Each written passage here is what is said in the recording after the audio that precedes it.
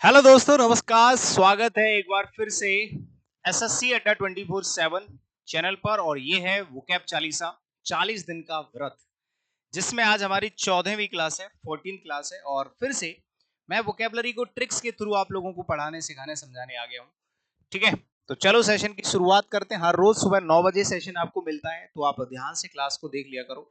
अब देखिए मेरे भाई, यहां पर एक शब्द लिखा हुआ है क्रैप्ड, और इस क्रैप्ड वर्ड को पहले तो आपको समझना है, फिर इसको ट्रिक से याद करना है, फिर इसके सिनोनिम्स और एंटोनिम्स बहुत सारे याद करने हैं।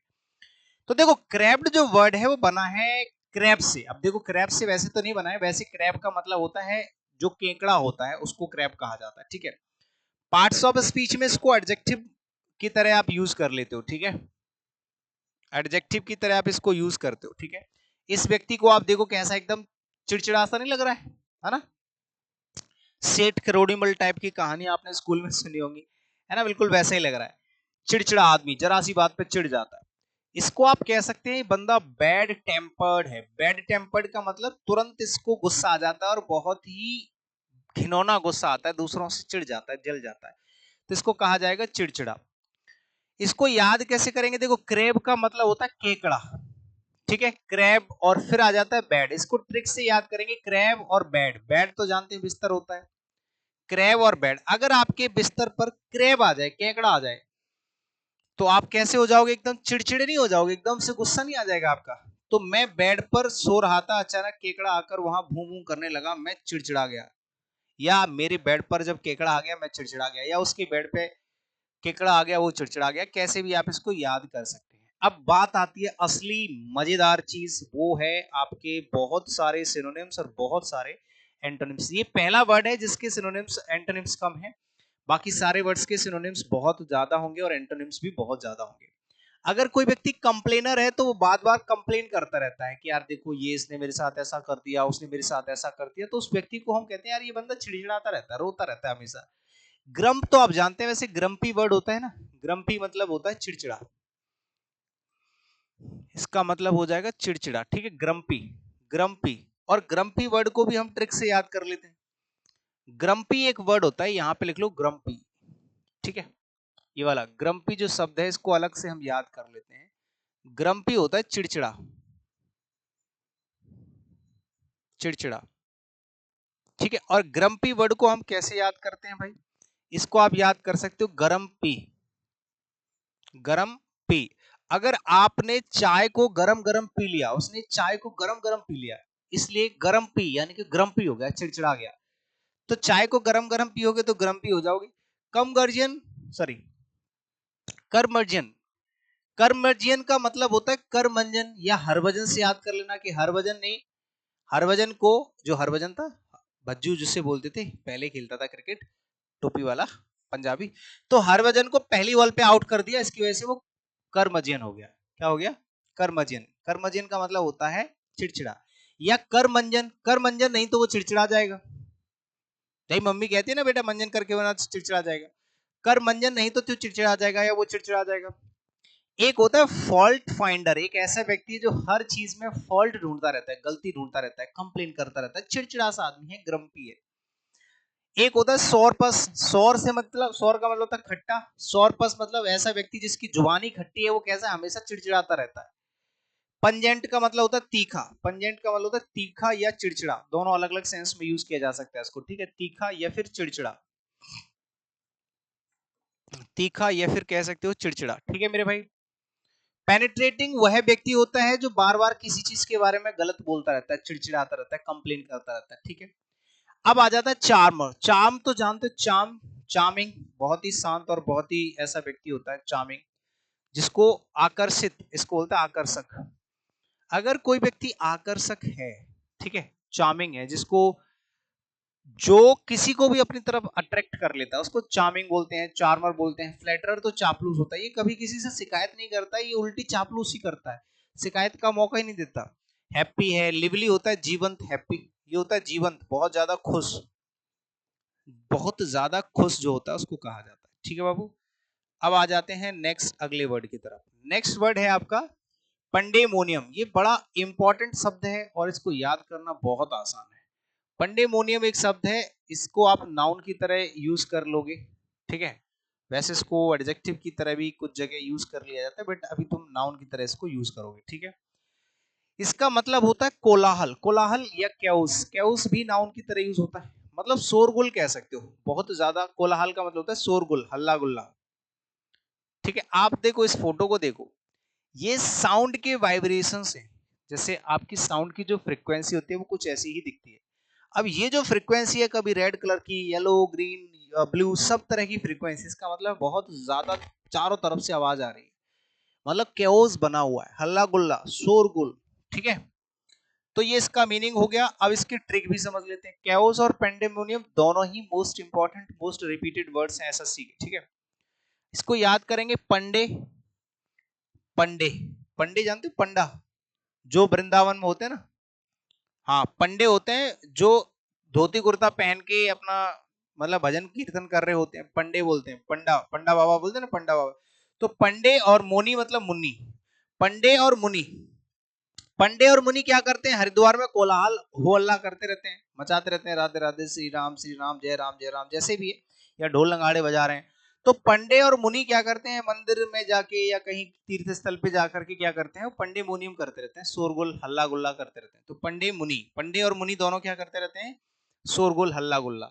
इसके बहुत सारे सिनोनिम्स और बहुत सारे एंटोनिम्स यहाँ पर देखने को मिल जाएंगे। जैसे केओस बहुत अच्छा वर्ड है, मोस्ट रिपीटेड है, ऐसा हो हल्ला, अस्त व्यस्तता।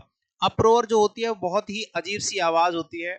बैडलेम, बैडलेम भी बहुत बुरी आवाज होती है। कंफ्यूजन भी कह सकते हैं कि भैया बहुत सारी कंफ्यूजन बनी हुई है। कॉमोशन पे 3 स्टार बना लो, बहुत ज्यादा इंपॉर्टेंट वर्ड है कॉमोशन। कॉमोशन बहुत बार रिपीटेडली, इतनी बार एसएससी के द्वारा पूछा गया है जिसका कोई जवाब नहीं है, ठीक है भैया। नॉइस तो आपका होता ही है, ट्यूमल्ट भी है भैया, ट्यूमल्ट बहुत अच्छा वर्ड है, ठीक है। डिसऑर्डर हो गया भैया। फिर आ जाता है टर्मोइल, टर्मोइल हो गया, ट्यूमल्ट हो गया, नॉइज हो गया, कॉमोशन हो गया, सब पे मैंने स्टार बनाया, सारे के सारे वर्ड्स मोस्ट इंपॉर्टेंट, ठीक है। ऑर्डर होता है सीक्वेंस, किसी भी चीज का क्रम, जहां पर एक आवाज के बाद दूसरी आवाज आ रही है, तो ये होता है एक क्रम होता है। अगर कोई चीज क्रम में लगी है तो भैया बहुत सीक्वेंस में है। हार्मोनी होता है समरूपता, इस पे 2-3 स्टार बना लेना, ये होता है समरूपता। अगर किसी चीज में समरूपता है, तालमेल बैठा हुआ है, हार्मोनी बैठा हुआ है, तो उसको बोलेंगे पीस होती है, शांति। ट्रैंक्विलिटी पे 2-3 स्टार बना लो भाई, शांति होती है, शांति। और ट्रैंक्विल आपका एडजेक्टिव होता है, ये तो ITY लगाया तो ये तो नाउन हो गया। ट्रैंक्विल जो वर्ड है कितनी बार रिपीटेडली पूछा गया, ट्रैंक्विल।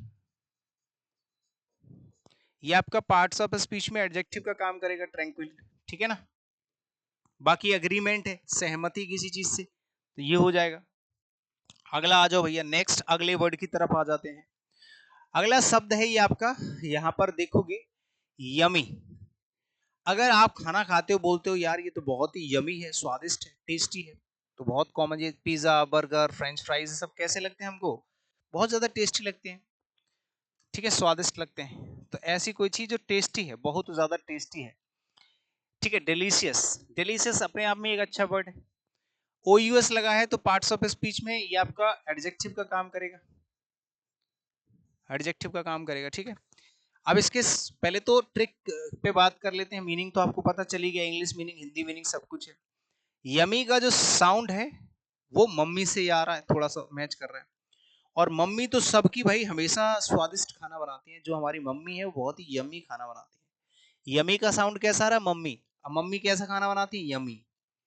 आगे चलो भैया, इसके सिनोनिम्स और एंटोनिम्स देख लो। अगर कोई चीज बहुत ज्यादा डिलीशियस है, बहुत ज्यादा टेस्टी है, 2 स्टार बना लो, डिलीशियस हो गया। टेस्टी तो कॉमन वर्ड है ही है। डिलेक्टेबल होता है बहुत ही स्वादिष्ट, अगर कोई चीज स्वादिष्ट है मेरे प्यारे भाई, तो उसको आप डिलीशियस कह सकते हैं, डिलेक्टेबल कह सकते हैं। स्क्रम्चियस क्या होता है, ये भी टेस्टी होता है, बहुत बढ़िया। ये सारे के सारे वन वर्ड्स में भी बहुत बार पूछे गए। लसियस देखो कितना टेस्टी चीज है, अगर कोई चीज बहुत ही लसियस है, आप इसको लस्सी से याद कर सकते हैं, लस्सी से आप इसको याद कर सकते हैं। ये ट्रिक है याद करने की, ये ट्रिक है याद करने की। लस्सी कैसी होती है भैया, लसियस होती है। एपेटाइजर तो आपने सुना होगा, एपेटाइजिंग कोई चीज होती है। एपेटाइजर होता है कि स्वाद के लिए आप शुरुआत में, खाने से पहले जो एपेटाइजर होता है ना, उसको खा सकते हो, जिसको आप लोग स्टार्टर बोलते हैं ना, स्टार्टर या एपेटाइजर। खाना खाने से पहले आप स्वाद के लिए कुछ चीजें खाते हो, जैसे हल्का हल्का एक दो पनीर टिक्का खा लिया, या कुछ भी शादियों में देखा होगा आपने, उसको एपेटाइजर बोलते हैं। क्या एपेटाइजर में क्या भी खाना स्टार्ट नहीं हो तब तक हम स्वाद के लिए कुछ खा लेते हैं हल्का हल्का। तो एपेटाइजिंग होता है कोई भी ऐसी चीज जो स्वादिष्ट हो। फिर आ जाता है डिस्गस्टिंग, बहुत ही बेकार घिनौनी, जो नफरत जिससे हो जाती है, कोई चीज बहुत टेस्टी नहीं है। अनएपेटाइजिंग हो जाएगी, कोई चीज ऐसी है जो बहुत ही टेस्टी नहीं है, अनटेस्टफुल हो जाएगा या टेस्टलेस हो जाएगा।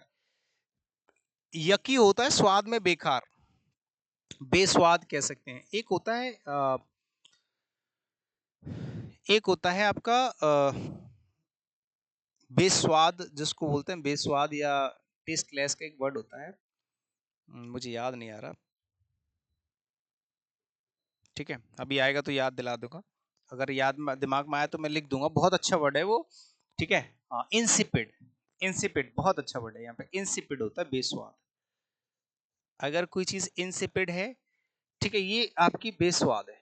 इंसिपिड का मतलब होता है बेस्वाद, अगर कोई चीज बहुत ही जिसमें कोई स्वाद ना हो, बेस्वाद। ठीक है, हाँ, जिस चीज में कोई स्वाद ना हो उसको हम लोग इंसिपिड कहते हैं, बेस्वाद कहते हैं। ठीक है भाई, ठीक है, बेस्वाद हो जाएगा इंसिपिड या फीका कह सकते हो।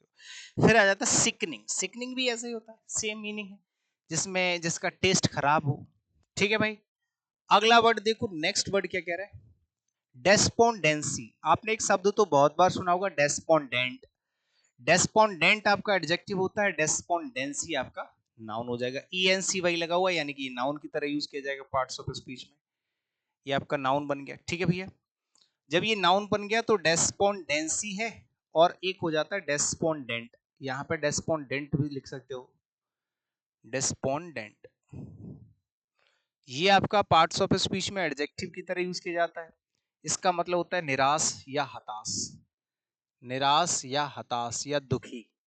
अगर कोई व्यक्ति दुखी है, ये व्यक्ति कैसा है, दुखी लेने लग रहा, तभी तो आगे नीचे सर करके बैठा हुआ है, और ये आपका जो है वो नाउन की तरह यूज हो रहा है, तो इसका मतलब हो गया निराशा या दुख कह सकते हो, या दुख कह सकते हो, हताशा कह सकते हो, निराशा कह सकते हो, उदासी कह सकते हो, कुछ भी कह सकते हो। ठीक है, सैडनेस।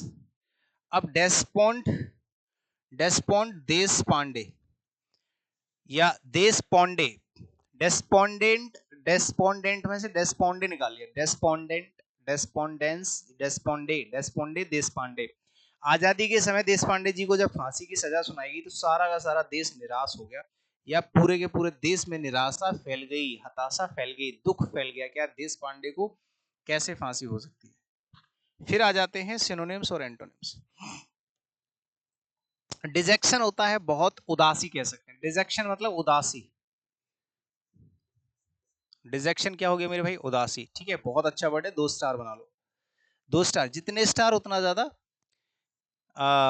Important word. अब देखो सैडनेस है, ग्लूम है, इन पे एक एक शब्द बना लो, एक एक स्टार, ये कॉमन वर्ड से इसलिए। डेस्पेयर पे 2 स्टार बना लो, बहुत अच्छा है, निराश। ठीक है, डेस्पेयर। होपलेसनेस, कॉमन वर्ड है होपलेसनेस, कि आपके अंदर जो होपलेस है ना, होपलेसनेस है कि अब मेरे अंदर कोई भी होप नहीं बची है। डिस्करेजमेंट है, कॉमन वर्ड है, बना हुआ शब्द है, डिस्करेज करना किसी को, उसको निराश करना, हताश करना। मेलनकली और मेलनकलिक, मेलनकलिक होता है वो आपका एडजेक्टिव होता है उदास, और मेलनकली होता है उदासी। ग्लूम भी उदासी होता है। दुख कह सकते हैं, माइजरी होता है दुख, बहुत अच्छा वर्ड है। दुख, संकट, संकट परेशानी जो होती है। डोलफुल, डोलफुल बहुत अच्छा, 2 वर्ड बना, डोलफुल होता है उदास या दुख, और डोलफुलनेस होता है, ये आपका नाउन की तरह यूज होगा, इसका मतलब भी दुख हो जाएगा। दुख या उदासी, एक ही सेंस में सारे के सारे वर्ड्स हो जाएंगे, निराशा।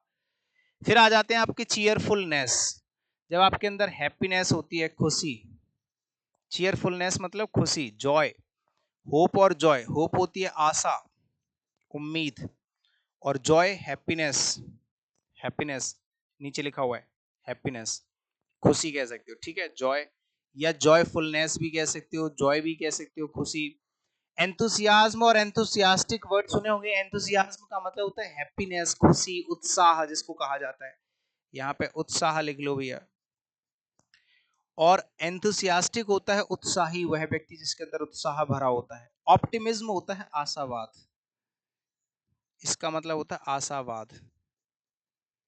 या आशावाद, ठीक है। और ऑप्टिमिस्टिक होता है आशावादी। ग्लैडनेस, ग्लैड का मतलब होता है खुश, और ग्लैडनेस मतलब खुशी। तो भैया कितने सारे प्यारे प्यारे शब्द हैं। जॉयफुलनेस हो गया। सारे वर्ड्स आपको रिवाइज करने में, आपको बार बार यही बोलता हूँ कि जब भी आप क्लास लेने आया करो तो पिछली क्लास को रिवाइज करके आया करो, ठीक है। आगे आ जाओ भैया अगले वर्ड की तरफ। ये सेशन आपको हर रोज सुबह 9 बजे मिलता है, ठीक है भाई। और इंस्टाग्राम है मेरा अनिल जादौन इंग्लिश करके, यहाँ मेरे साथ जुड़ सकते हैं। अड्डा 24/7 ऐप पे आप ये वाला कोड यूज कर सकते हैं किसी भी कोर्स के लिए, बाय 10/17, ठीक है। और टेलीग्राम पर हर रोज क्लास की पीडीएफ मिल जाती है, English by Anil Jadaun. Melodious का मतलब क्या होता है? देखो बड़ा प्यारा शब्द है, और इसके जो सिनोनिम्स और एंटोनिम्स है ना बहुत अच्छे अच्छे हैं, ठीक है। OUS लगा है तो ये भाई आपका पार्ट्स ऑफ स्पीच में एडजेक्टिव का काम करेगा। पार्ट्स ऑफ स्पीच में क्या काम करेगा मेरे भाई? ये एडजेक्टिव का काम करेगा। मेलोडियस का मतलब होता है जब आपके कानों में कोई सुरीली आवाज जाती है, मधुर आवाज जाती है, ऐसी जिसको सुन के आप एकदम मस्त मौला मगन हो जाते हो, ऐसी आवाज को। जैसे यहाँ पर ये सब लोग सिंगर हैं, अब इनकी जो आवाज होगी, हालांकि आजकल के सिंगर की आवाज क्या ही बताऊं, बट फिर भी सिंगर होते वही हैं जिनकी आवाज अच्छी होती है। तो स्वीट साउंडिंग कह सकते हो, ऐसी आवाज जो बहुत मधुर होती है, मधुर आवाज। मधुर आवाज आप ऐसे करके याद कर सकते हैं। अब याद करने की ट्रिक मैं बताऊंगा, इसका मीनिंग है मधुर आवाज या मधुर, मधुर भी कह सकते हैं वैसे। मधुर आवाज जो साउंड में, साउंड के लिए जो मधुर होता है, मधुर वर्ड इसका मीनिंग होता है। सच बताऊं तो इसका मीनिंग है मधुर, स्वीट।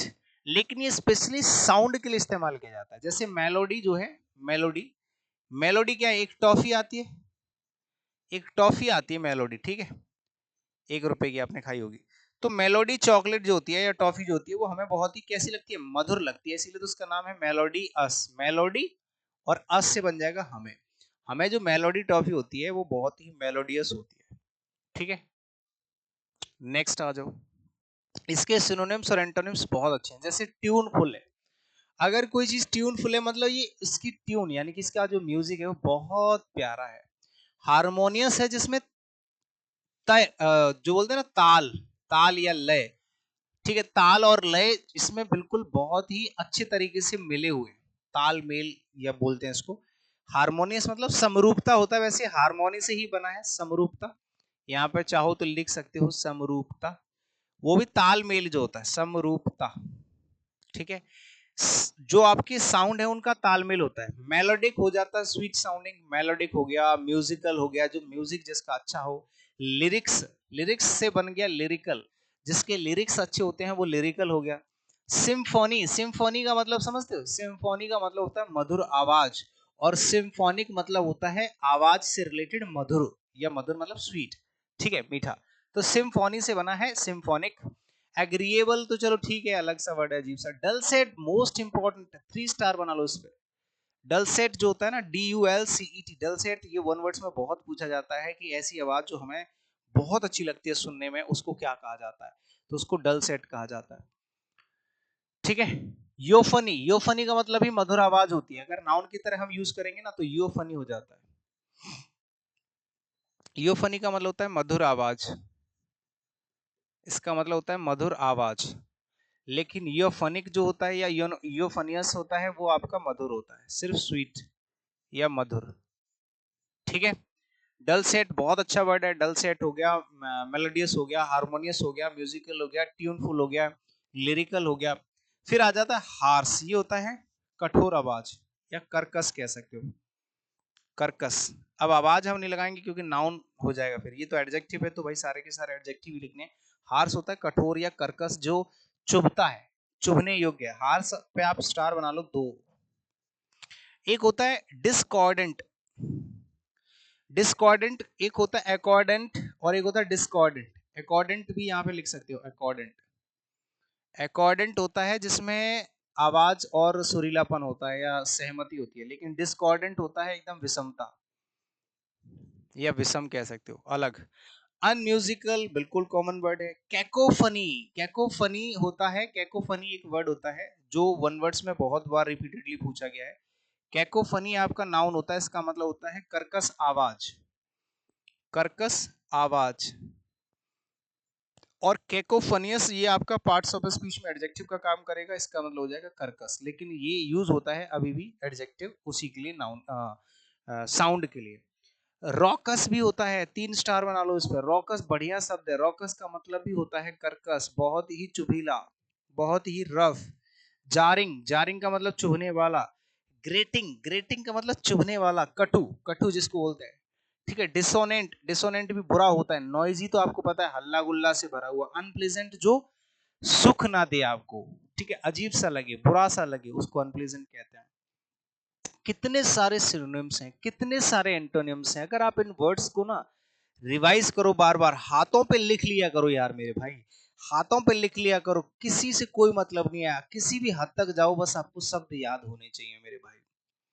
पेपर बनाओ, पेपर के चार्ट्स बनाओ आप ना, वो फ्लैट पेपर ले आओ, व्हाइट पेपर। व्हाइट पेपर पे आप लिख लिख के, लिख लिख के, लिख लिख के कहीं चिपका दो। ऐसे करके शब्द याद होते हैं। आपको कुछ भी ऐसे ही नहीं मिल जाता फ्री में, ठीक है ना। तो आपको वर्ड्स याद करने ही पड़ेंगे। आज की क्लास यहाँ तक समाप्त होती है। मैं आपको बता दूं कि देखो, आपको क्लास के बाद टेलीग्राम चैनल जरूर ज्वाइन करना है। English by Anil Jadhav Telegram channel है। इसमें कोई भी डिस्टरबेंस आपको नहीं मिलेगा। यहाँ पे सिर्फ क्लास या कंटेंट मिलेगा, और एक्स्ट्रा कुछ ऐसी चीजें जो मुझे आपको लगेगी कि जरूरी है, वो डालता हूँ। इंस्टाग्राम मेरा अनिल जादव इंग्लिश करके। सेशन को लाइक शेयर कर दिया करो, और कमेंट करके जरूर बताया करो क्लास आपको कैसी लग रही है। ये हमारा कोड है डिस्काउंट के लिए। अगर आपको कभी भी अड्डा 24/7 ऐप पे कोई बैच लेना हो, अड्डा 24/7 अगर आप 24/7 ऐप पे अगर आप कोई बैच लेना चाहता है, ये वाला कोड लगा लेना, यहाँ पे आपको डिस्काउंट मिल जाता है। ठीक है। ये टेलीग्राम चैनल जरूर ज्वाइन कर लेना, इस पर मेरा फोटो लगा होगा। एक बार मैं आपको जाके बता देता हूँ कि आपको, ठीक है, कहाँ पर और कैसे बैच मिलता है। सबसे पहले आप अड्डा 24/7 ऐप पे जाओगे, या नहीं तो वेबसाइट पे जाओ। अड्डा 24/7 इंडिया लार्जेस्ट, क्या है जो भी मैंने पढ़ नहीं पाया, चलो। ऑल कोर्सेज में जाओगे, सबसे पहले यहाँ एसएससी पे क्लिक करोगे। एसएससी में सीजीएल में जाना। सीजीएल में आपको यहाँ पे देखो, सीजीएल का मेरा बैच मिल जाएगा, इंग्लिश का स्पेशल बैच, या फिर एसएससी निर्माण बैच मिल जाएगा, जो सीजीएल और सीएचएसएल 2026 के लिए है। आप इंग्लिश का कंप्लीट बैच लेना चाहते हैं तो इस पे भी देखो, आप देखोगे 600 रुपए का कोर्स है। बाय नाउ पे क्लिक करके यहाँ पे कूपन कोड लगाना, बाई 1017। ठीक है। क्या लगाओगे भाई? बाई 1017।